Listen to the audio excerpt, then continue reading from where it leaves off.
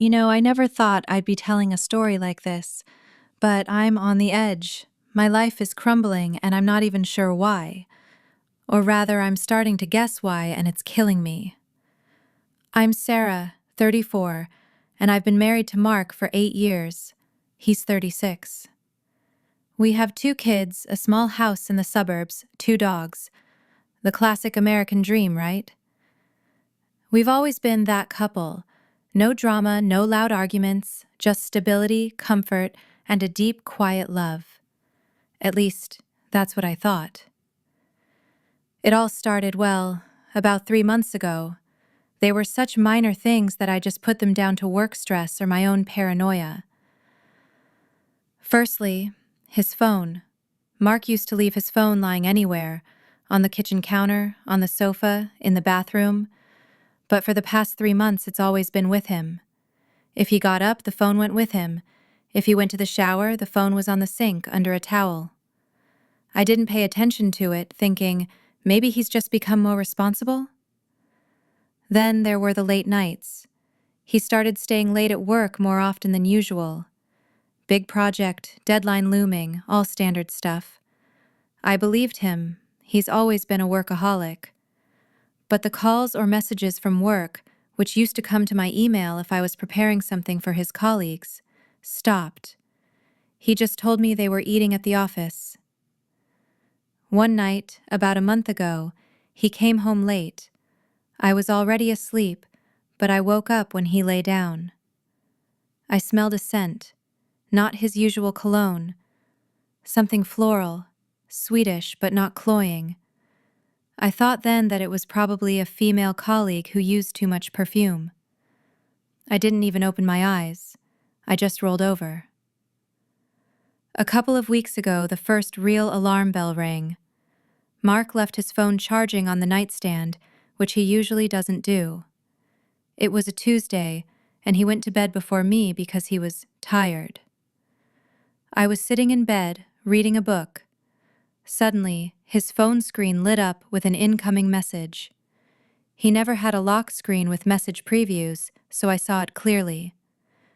The message was from a contact named Moonbeam, and it read, "I can't stop thinking about last night, missing you." I froze. My heart literally skipped a beat. Moonbeam? What even is that? And last night? I wanted to grab the phone, open it, but Mark stirred in his sleep. I put my book down, turned off the light, and tried to fall asleep. But my brain just refused. What was that?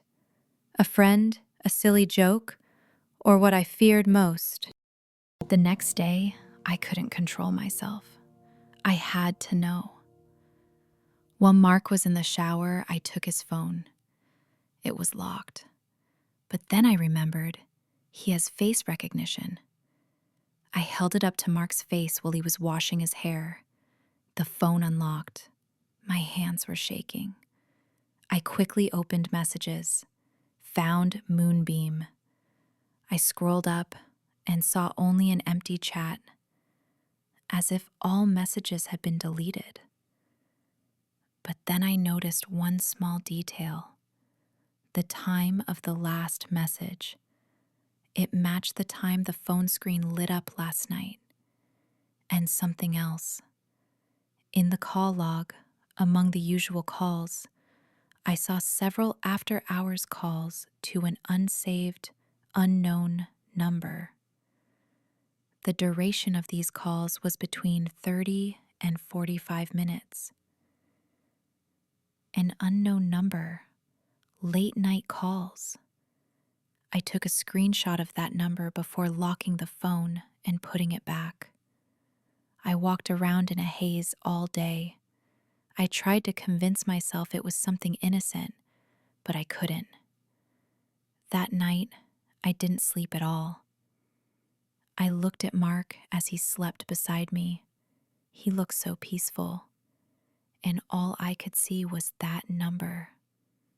This morning, while he was at work, I did something I would later regret but couldn't help doing. I ran that number through an online reverse lookup service. The result came instantly. The name associated with the number was Emily. And I know Emily. She's his colleague. And she was at our wedding. After that discovery, my world just shifted. Emily. I couldn't believe it was Emily. She works in Mark's department, but they don't sit next to each other. We've seen her at company parties, even had lunch together a couple of times early in our marriage. She always seems so friendly and professional. I never even considered her in a romantic context. After I saw her name, my world turned upside down. I couldn't concentrate on work. I couldn't eat. I just sat and stared at the wall, trying to piece everything together. The floral scent, the late nights, the secret phone, it all started to make chilling sense. I couldn't talk to him, couldn't just go up and ask. I needed more. I needed irrefutable proof because a part of me still desperately wanted to believe it was some kind of mistake, some misunderstanding. I started noticing little things I'd missed before. Mark began shaving more meticulously in the mornings, even on weekends. He started using a new, more expensive aftershave I hadn't bought him. He started wearing shirts I'd seemingly never seen him in before. He started using a different car. We have 2 cars, his work sedan, a regular sedan, and my minivan for the kids. For the past couple of weeks, he started taking the minivan, explaining that the sedan is in the shop. But I saw the sedan parked at his office. I decided to check his phone again. This time, while he was asleep, I carefully lifted his finger and used his fingerprint to unlock it. My heart was pounding like crazy. I went through the browser history, a bunch of travel websites, hotel booking sites, mostly in neighboring states. And the dates. The dates matched some of his late nights at work or sudden business trips. He always said he stayed with colleagues or in motels near construction sites. These were quite expensive hotels, and they listed 2 guests. Then I found a hidden photos folder. My hands were shaking so badly I almost dropped the phone. There were photos, not porn, worse. Photos of Mark and Emily. At dinner, holding hands. At a bar, laughing. In one, they were sitting on a beach, watching the sunset. Emily had her head on his shoulder. They weren't kissing in any of them, but they looked like they'd been together for a very long time. Relaxed, comfortable, with that look I once saw in Mark's eyes when he looked at me. I felt a wave of nausea wash over me. I could barely breathe. My head was throbbing. I needed to get out of the house. I left the kids with my mom, under the pretext of a girls' night out, and just drove, aimlessly. Just driving. Tonight, Mark said he'd be late again. Deadline, he said, but he didn't take his sedan. He took our family minivan. I watched him drive away. Then I grabbed the keys to the sedan and got in. I checked the GPS. The address he was going to wasn't his office. It was an apartment address I didn't know, in another part of the city, a fairly expensive one. I typed the address into my phone and drove. I parked down the street, a few blocks from the building, and saw his car. It had a resident parking sticker. He comes here often. I waited. An hour and a half. My stomach was twisted in knots. I felt so stupid, so naive. My perfect marriage was a lie. Finally, I saw him exit the building. He looked relaxed, smiling. He headed towards his car. I was about to start the engine and drive away, but then I saw her. Emily exited the same building. She walked up to him, hugged him goodbye, and for a second, just a second, their lips met. It was a brief but definitive kiss, a kiss that left no doubt. But she didn't go to Mark's car. She walked towards another car, parked a little further down the street. And that car belonged to my sister. I couldn't believe my eyes. Claire, my sister, with Mark. The image of them kissing, fleeting as it was, has burned itself into my mind. I barely slept. The air in the room thickened, suffocating me. Claire, my own sister, my husband's wife, or my husband's mistress? What was happening? I immediately drove away. My brain just refused to process the information. Claire, my own sister, who was my maid of honor, who hugged me when I cried, who played with my children as their beloved aunt. Her? I called Claire. My voice trembled, but I tried to sound as calm as possible. "Hey, Claire, are you busy right now?" I asked. "Hey, Sarah." "No, just got home, doing some paperwork." "Why?" she replied, sounding normal, but I could hear a slight catch in her breath. "Did you see Mark today?" I questioned. There was a long pause. I heard her breath catch. No? Why? Did something happen?" "Claire," my voice hardened, "don't lie to me. I just saw you leaving the address where you apparently live, and I thought maybe you two were working together." She began to stammer. "Sarah, what are you talking about? I don't live there, and I haven't seen Mark all day." "Claire," I insisted, "don't you dare lie to me. I just saw you walk out of the same building as Mark and get into your car, which was parked right there." There was a deafening silence on the other end of the line. I could hear her breathing heavily. "Sarah, I can explain everything," she whispered, her voice barely audible. I didn't let her explain. I hung up and immediately called Mark. "We need to talk," I said as soon as he answered. "Sarah? What's wrong? You sound—" He replied, concerned, but I heard notes of tension in his voice.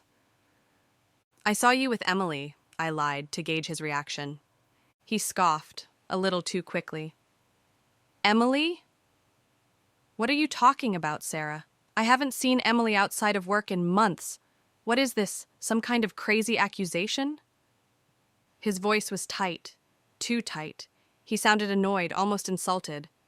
"Don't play dumb, Mark," I pressed, my voice gaining a desperate edge. "I was there. I saw you leave her apartment. I saw her kiss you goodbye." A beat of agonizing silence. Then a sigh of resignation, almost relief. "Sarah, look, I can explain. It's not what you think. Emily and we've been going through some stuff at work. She's been really struggling, and I was just trying to support her. It was stupid, I know, going to her place, but nothing happened. It was purely platonic. Just a shoulder to cry on, late-night work stress." He sounded genuinely contrite now, almost begging for me to believe this pathetic excuse about Emily. My blood ran cold.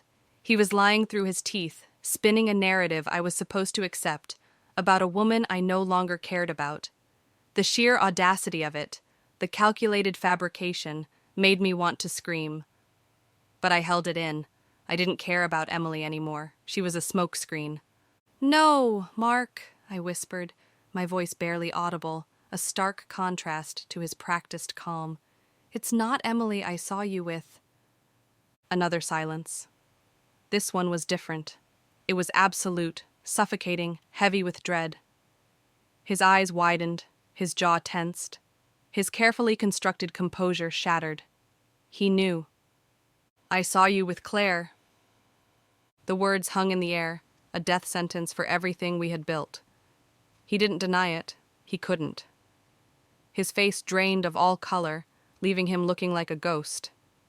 He took a step back, as if I had physically struck him. "Sarah?" he began, his voice barely a rasp. "Please. Let me explain. It's..." It's not what you imagine. Claire and we're not together. Not like that. Then what, Mark? I shrieked, finally letting some of the pent-up fury and terror escape. What is it? Are you having an affair with my sister? How long? How could you? My voice cracked on the last word, tears finally blurring my vision. He ran a hand through his hair, looking utterly defeated, trapped. She came to me months ago. She was in trouble, deep trouble, and I agreed to help her. It escalated. I know it looks bad. It is bad. But it's not an affair in the way you think. My mind raced, trying to grasp onto any thread of logic, any shred of innocence. What trouble? What could be so bad that he'd risk our family, our life for it? What could possibly make this not an affair? What trouble, Mark? I demanded, my voice raw, a desperate plea for the truth. He took a deep, shuddering breath, looked me straight in the eye, and the confession that came out of his mouth shattered my entire reality, leaving me gasping for air in the wreckage of my life. Sarah, he whispered, his voice barely audible, laced with a chilling mix of fear and desperation. Claire.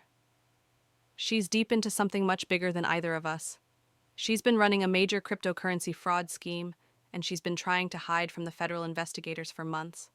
I was helping her move the money, and then she needed an alibi, and then it became about protecting her, and then it just spiraled out of control. And yesterday, they found out about me helping her. The air in the room thickened, suffocating me. Cryptocurrency fraud? Federal investigators? My sister Claire caught up in something like this. And Mark, my steady, reliable Mark, involved in it? My mind reeled, struggling to make sense of the new, terrifying landscape he had just laid bare. Feds? I choked out, the word feeling alien in my mouth. What do you mean, they found out about you helping her? Mark paced, his hands clenching and unclenching. Yesterday, at the apartment building. That wasn't just a random visit. They were there, not uniformed, but I recognized one of them from a news report about a previous bust. They've been watching her, and when I left, I think they saw me, or they already knew I was involved. Involved? My voice rose.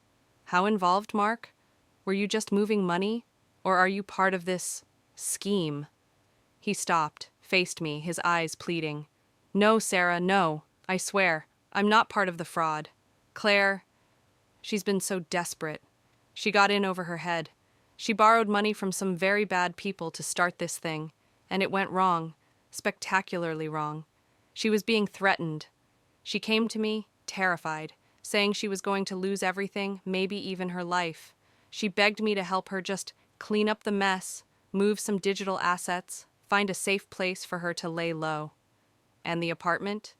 The kisses? I demanded, the sting of betrayal still fresh, even amidst this new horror. He flinched. The apartment was a safe house, a place to store some drives, some equipment. The kisses. God, Sarah, I'm so sorry. It started as an alibi. For the neighbors, for anyone watching. We had to make it look like something else, something innocent, commonplace. And then, in the stress, the fear, the isolation of this whole nightmare, it became easier to just play the part. It was wrong. So incredibly wrong. But it was never about love. It was about survival. For her. And for me, because I got dragged into her mess. He looked utterly broken, a shell of the man I knew. But was it true? Was this another elaborate lie, or the terrifying truth? The pieces fit in a twisted way. The secret phone, the late nights, the travel, the urgency. It wasn't an affair born of passion, but of desperation and danger. So what now, Mark? I asked, my voice hollow. Are you going to be arrested? Is Claire going to jail? Are we implicated in this? He shook his head, running a hand through his hair. I don't know. I talked to a lawyer today discreetly. They said if I cooperate, if I can prove I was coerced or manipulated into helping, I might avoid serious charges. But Claire, she's in deep. And our assets, anything linked to my accounts, even indirectly, could be frozen, investigated. My mind raced.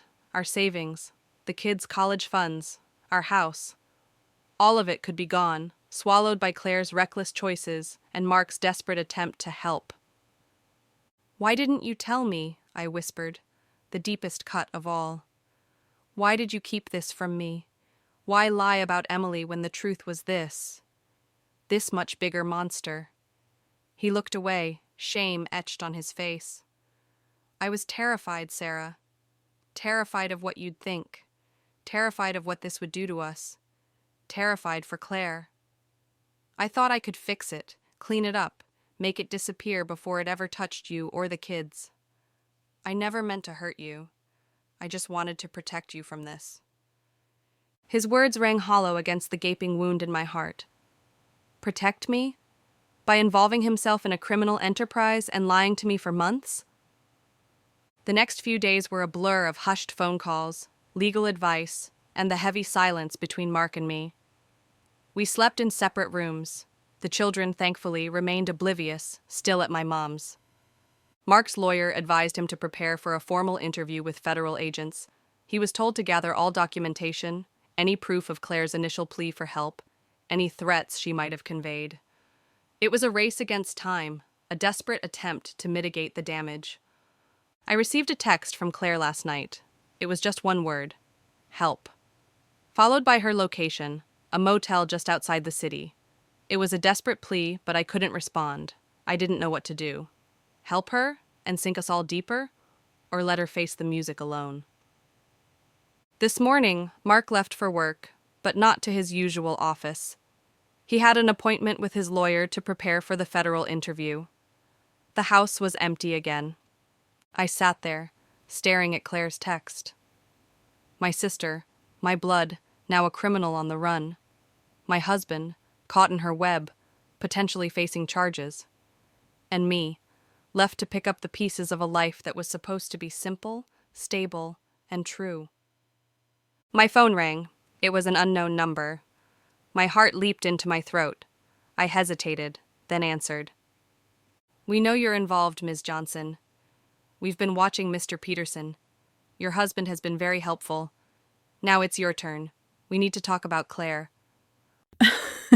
Ready for more? If you enjoyed this, please subscribe, like this video, and stay tuned for the next part of the story.